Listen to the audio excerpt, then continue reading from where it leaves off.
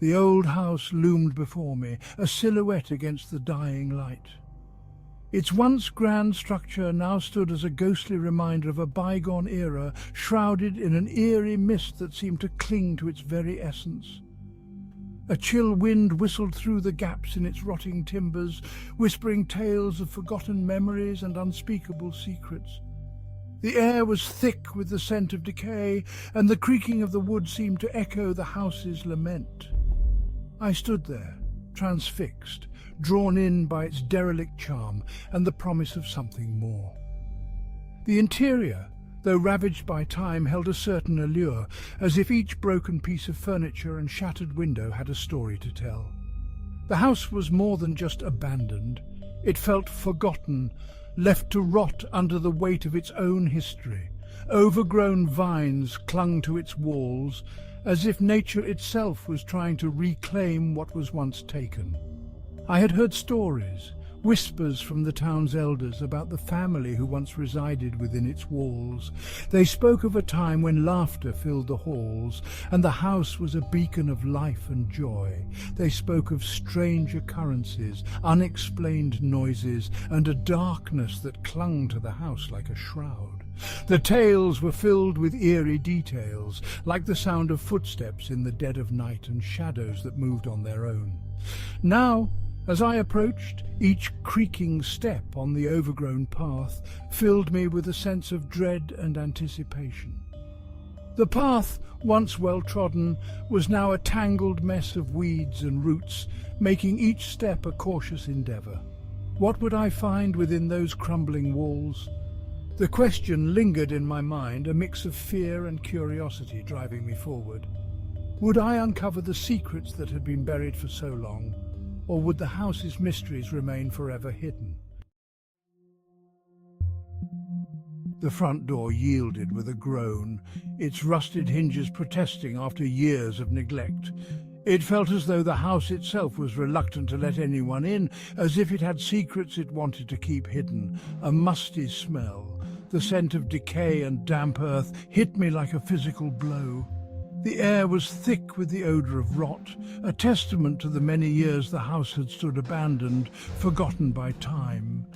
Dust motes danced in the faint light that filtered through grimy windows, illuminating the skeletal remains of a once grand home. The walls, now peeling and cracked, whispered stories of a bygone era, of laughter and life that once filled these rooms. Cobwebs draped everything, shimmering like ghostly shrouds, and the silence was broken only by the scuttling of unseen creatures. It was as if the house was alive in its own way, inhabited by the ghosts of its past. I moved cautiously through the house, each step echoing in the stillness. The floorboards creaked under my weight, adding to the eerie atmosphere, as if the house was aware of my presence. In the living room, a fireplace gaped like an empty eye socket, its hearth cold and lifeless.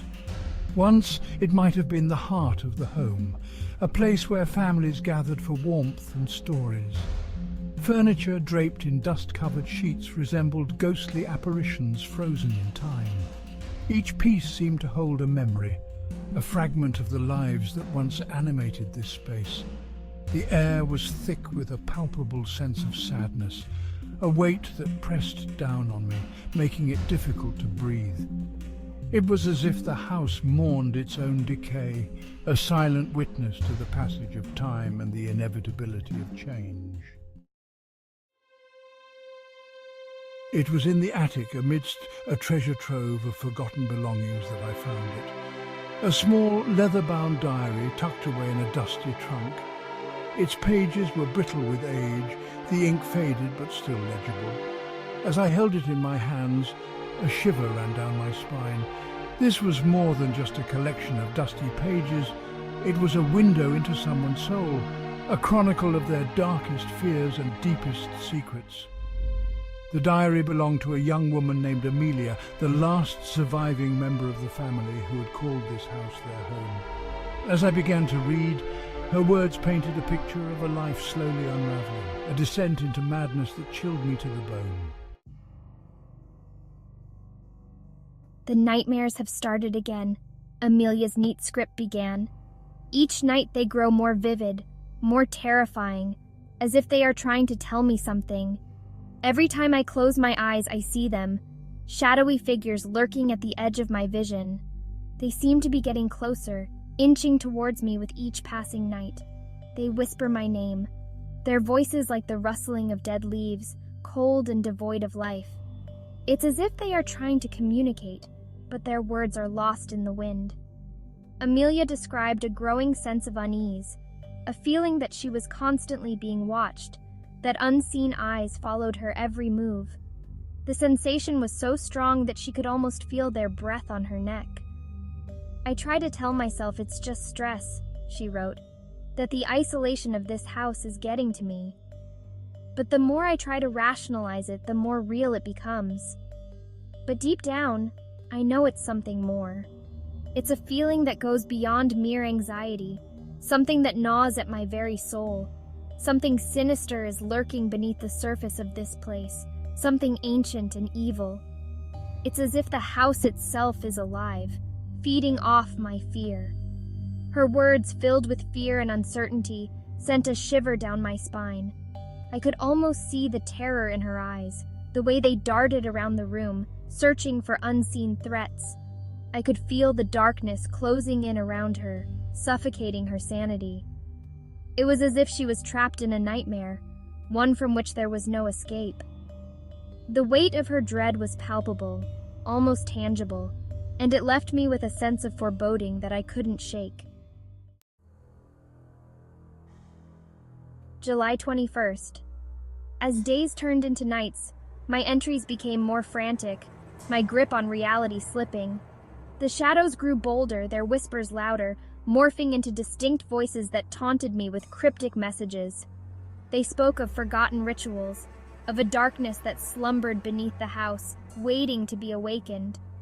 The house itself seems to be changing.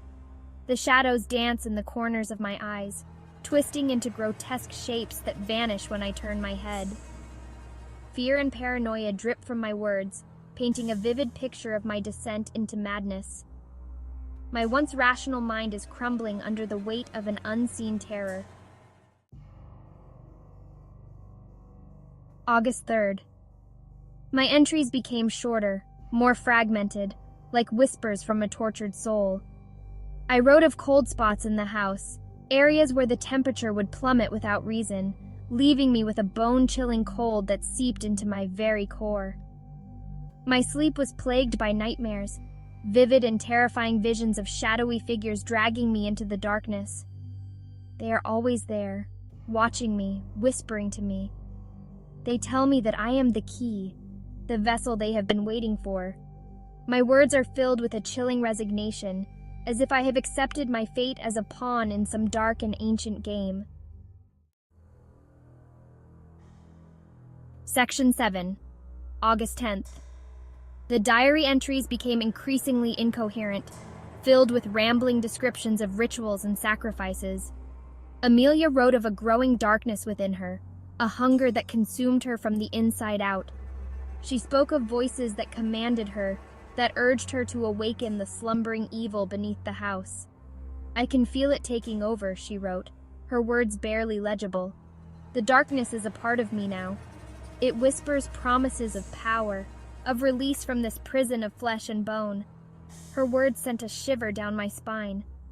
Amelia was no longer the terrified girl trapped in a haunted house. She was becoming something else, something monstrous. Section 8, August 15th. The penultimate entry was short, a single sentence scrawled across the page in a hand that was barely recognizable. Tonight, we awaken. It was a chilling declaration, one that spoke of a final surrender to the darkness, a complete embrace of the monstrous entity that had taken root in her soul. The diary fell from my grasp, its words echoing in the silence of the attic. I could feel the weight of Amelia's descent into madness pressing down on me, the suffocating realization that the house held a darkness far older and more powerful than I could have ever imagined. Section 9, the final entry. I flipped to the final page, my heart pounding in my chest. It was blank except for a single chilling postscript scrawled in a shaky hand that was not Amelia's. "She is gone now," it read, consumed by the darkness. "But it is not finished. It hungers for more." The words hung in the air, a terrifying testament to the enduring evil that haunted this place. Amelia's story was not unique. She was just another victim claimed by the insatiable hunger of the entity that resided within these walls. And now it seemed it had set its sights on me. Section 10. Epilogue. I fled the house, my mind reeling from the horrors I had uncovered. The diary's words echoed in my thoughts, a constant reminder of the darkness that lurked beneath the surface of our world. I knew then that Amelia's story was not over, that the evil she had unleashed would continue to prey on the unsuspecting, drawing them into its web of madness and despair. As I watched the house burn, flames consuming its rotten timbers and reducing it to ash, I couldn't shake the feeling that I was not just a witness to its destruction, but a survivor of its curse. The nightmare was over for now, but the darkness remained, a constant shadow lurking at the edge of my vision, whispering my name.